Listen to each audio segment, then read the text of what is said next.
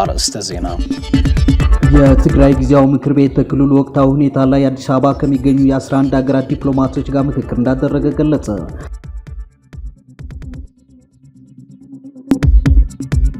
በትግራይ ክልል አስገድዶ መድፈርና ግድያ ጋር የተያያዙ ጉዳዮችን የሚያዩ ዳኞች ጫና እየበረታባቸው ነው ሲል ማህበሩ አስታወቀ።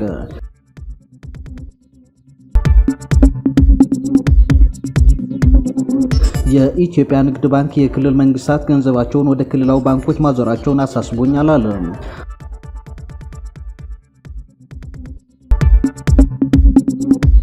ሰላም እንዴት ቆያችሁ? ውድ የኢትዮ ሞኒተር ቤተሰቦች፣ እነኚህና ሌሎች ጉዳዮች ወደ እናንተ እናደርሳለን። እስከ ዝግጅታችን ፍጻሜ አብራችሁ እንድትቆዩ ጋበዝን።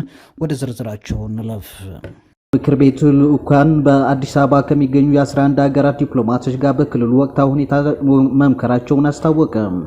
አቶ ጌታቸው ረዳ የትግራይ ክልላዊ ጊዜያዊ አስተዳደር ፕሬዝዳንት በነበሩበት ወቅት የተመሰረተው የክልሉ ጊዜያዊ ምክር ቤት ልኡክ በአዲስ አበባ የዩናይትድ ኪንግደምና አውስትራሊያን ጨምሮ ከ11 ሀገራት ዲፕሎማቶች ጋር በትግራይ ወቅታዊ ሁኔታ መምከሩን አስታወቀ።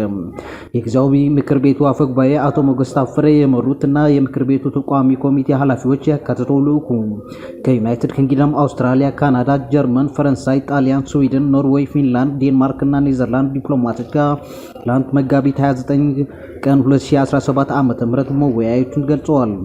የውይይታቸው ዋነኛ ትኩረትም የክልሉ ወቅታዊ ፖለቲካ ሁኔታና የጊዜያዊ አስተዳደሩ ስለሚያከናውነው ማስተካከያዎቹ እንደነበሩ ከትግራይ ቴሌቪዥን ያገኘው መረጃ ያሳያል።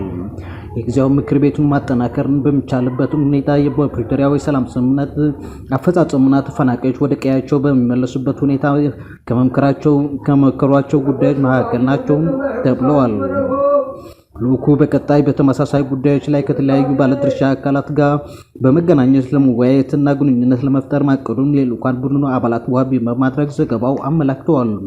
ባሳለፍነው ሳምንት መገባደጃው ልኡክ ቡድኑ በኢትዮጵያ የአሜሪካን አምባሳደር ከሆኑት አርቪን ማሲንጋ ጋር በትግራይ ወቅታዊ ሁኔታ መምከራቸውን መዘገባችን ይታወሳል።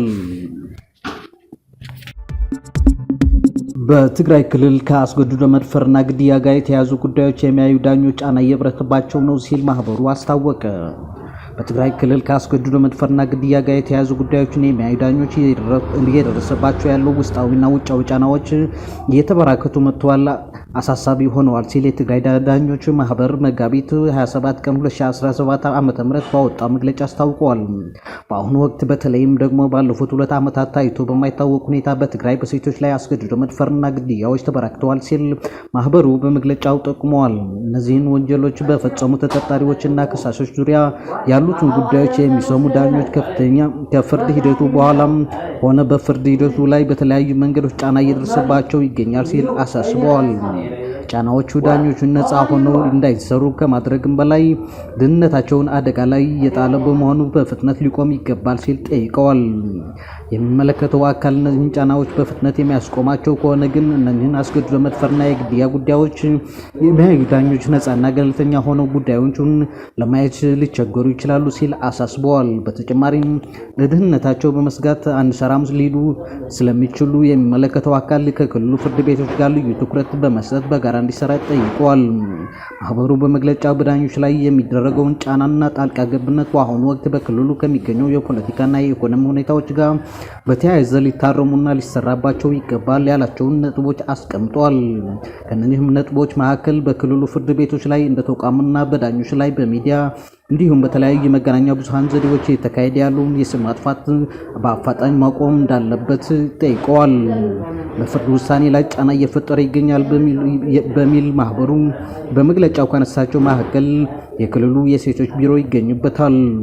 የትግራይ ክልል የሴቶች ቢሮ በቅርቡ በግፍ የተገደለችውን ሊዲያ አለም ጋር በተያያዘ በፍርድ ቤት የተላለፈውን የእድሜ ልክ ጽኑ እስራት አስመልክቶ ያወጣው መግለጫ ተቀባይነት የለውም ሲል ማህበሩ ኮንነዋል። የክልሉ የሴቶች ቢሮ የእድሜ ልክ ጽኑ እስራት በሚል የተሰጠው የፍርድ ውሳኔ ከተፈጸመው የግፍ ወንጀል ክብደት አንጻር አስተማሪ ባለመሆኑ ወደፊት አስተማሪ ሊሆን በሚችል መልኩ እንዲሰጥ እንጠይቃለን ማለቱ አስታውሰዋል። የህግ ክፍተት ካለበት አግባብነት ባለው የይግባኝ ጥያቄ ማቅረብ እየተቻለ በደፈና በይፋዊ መንገድ በቢሮ ደረጃ አስተማሪ አይደለም ብሎ መግለጫ ማውጣት የዳኝነት ስርዓቱ ላይ ጣልቃ መግባትና ጫና መፍጠር ነው ሲል ተችተዋል። የኢትዮጵያ ንግድ ባንክ የክልል መንግስታት ገንዘባቸውን ወደ ክልላዊ ባንኮች ማዞራቸውን አሳስቦኛል አለ። የኢትዮጵያ ንግድ ባንክ ወደ 3 የሚጠጉ የክልል መንግስታት ተቀማጭ ገንዘባቸውን ወደ ክልላዊ ባንኮች ማዘዋወራቸውን ጠቁሞ ስጋት እንደፈጠረበት ተናግረዋል። ባለፉት ሳምንት አጋማሽ የበጀት ዓመቱን የ8 ወራት የስራ አፈጻጸም አስመልክቶ ለህዝብ ተወካዮች ምክር ቤት የመንግስት ልማት ድርጅት ቋሚ ኮሚቴ ሪፖርት ያቀረበው ባንኩ 109.32 ቢሊዮን ብር ገቢ ማግኘቱን እንዲሁም 2.45 ቢሊዮን ዶላር መሰብሰቡን የገለጸ ሲሆን በስም ያልገለጻቸው ባንኮች ጉዳይ ግን ስጋት እንደሆነበት አስታውቋል። ለቋሚ ኮሚቴው የአፈጻጸም ሪፖርትን ያቀረበው የኢትዮጵያ ንግድ ባንክ ፕሬዝዳንት አቶ አቤ ሳኖ አንዳንድ የክልል መንግስታት ተቀማጭ ገንዘባቸውን በክልላቸው በሚቋቋሙ የክልላዊ ባንኮች እያዘዋወሩና የኢትዮጵያ ንግድ ባንክን የራሳቸው እንደሆነ አድርጎ መመልከት የማቆሙ ሁኔታ ተመልክተናል ብለዋል። ክልላዊ ባንኮች የከፈቱ ክልሎች የእኛን ባንክ እንደራሳቸው ያለማየት ነገር መጥተዋል። ይህ አሁን ላይ ባለ ስራችን ላይ ተጽዕኖ ባይፈጥርም ወደፊት ግን እንደ ስጋት የምንመለከተው ነገር ነው ብለዋል። በሌላ በኩል ከፓርላማ አባላት የተጨማሪ እሴት ታክስ ክፍያ እንዲሁም የአገልግሎት ክፍያ በባንኩ ተጠቃሚ ማህበረሰብ ዘንድ ቅሬታቸውን እያስነሳ መሆኑን በመጥቀስ ከፓርላማ አባላት ስለ ጉዳዩ ለቀረበላቸው ጥያቄ ፕሬዝዳንቱ ምላሽ ሰጥተዋል።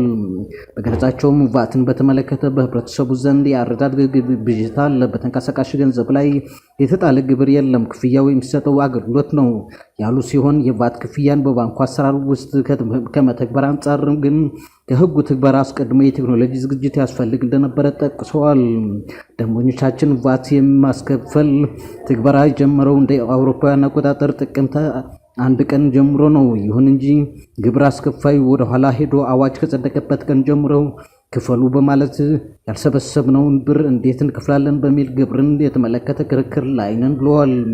ባንኩ ባለፉት 8 ወራት 367.4 ቢሊዮን ብር ተጨማሪ ተቀማጭ ገንዘብ መሰብሰቡን ከዚህ መጠን 206.45 ቢሊዮን ብር ከግሉ ዘርፍ እንዲሁም ከወለድ ነፃ የባንክ አገልግሎት 47 ቢሊዮን ብር መሰብሰቡን ገልጸዋል።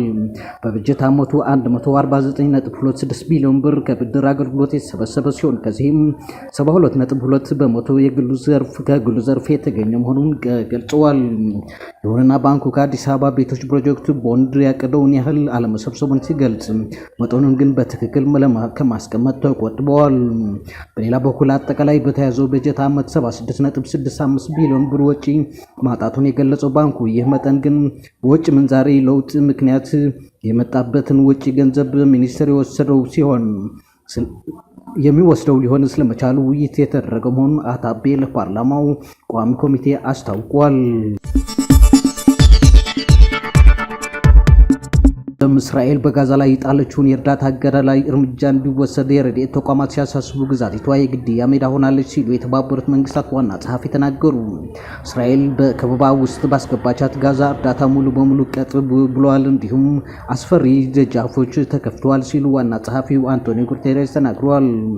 ጋዛ የግድያ ሜዳና ሰላማውያን ዜጎች መቋጫ በሌለው የሞት ውደት ውስጥ ናቸው ሲሉ ማክሰኞ ዕለት የሁኔታውን አስከፊነት ተናግረዋል። ዋና ጸሐፊው አስተያየታቸውን የሰጡት 6 የተባበሩት መንግስታት ኤጀንሲ ኃላፊዎች የምግብና ሌሎች መሰረታዊ አቅርቦቶችን ለፍልስጤማውያን እንዲደርስ የዓለም መሪዎች አፋጣኝ እርምጃ እንዲወስድ ከተማጸኑ በኋላ ነው። እስራኤል በጋዛ ሰርጥ ምንም አይነት እርዳታ እንዳይገባ እገዳ ከጣለው ከወር በላይ አስቆጥረዋል።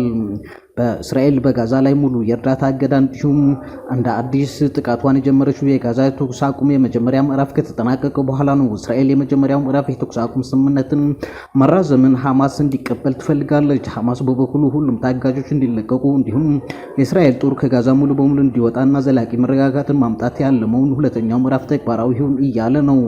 ሆኖም እስራኤልና አሜሪካ ስምምነቱን በመቀየር አንደኛው ምዕራፍ እንዲራዘምና ታጋጆች እንዲለቀቁ ለማድረግ እየሞከሩ ነው። እስራኤል በአየርና በመሬት የተቀናጀ ድጋሚ ጥቃት ከጀመረች በኋላ 1449 ፍልስጤማውያን መገደላቸውን በሐማስ የሚመራው የጋዛ ጤና ሚኒስቴር አስታውቋል። የእስራኤል ጦር በሰላማዊ ሰዎች ላይ ያነጣጠረ ጥቃት አልፈጸሙም ሲል ያስተባብላል። ጉተሬዝ ለጋዜጠኞች ባደረጉት ንግግር እስራኤል ጋዛን እንደያዘ በአካል በዓለም አቀፍ ሕግ መሰረት የምግብና የሕክምና አቅርቦቶች ለህዝቡ መድረሱን ማረጋገጥ ግዴታ አለባት ብለዋል። አሁን የተከተሉት ያለው መንገድ በዓለም አቀፍ ሕግና ታሪክ እይታ ፈጽሞ የማይታገሰው ነው ሲሉ ተናግረዋል። የእስራኤል የውጭ ጉዳይ ሚኒስቴር በበኩሉ በጋዛ ምንም አይነት የእርዳታ እጥረት የለም ሲል አስተባብለዋል። ሰኞ ዕለት 6 የተባበሩት መንግስታት ድርጅት ኤጀንሲዎች በጋራ ባወጡት መግለጫ ጋዛውን መውጫ በሌላቸው ሁኔታ በቦምቡ የተደበደቡ እንዲሁም ድጋሜ ለረሃብ እንዲጋለጡ ተደረጓል ብለዋል።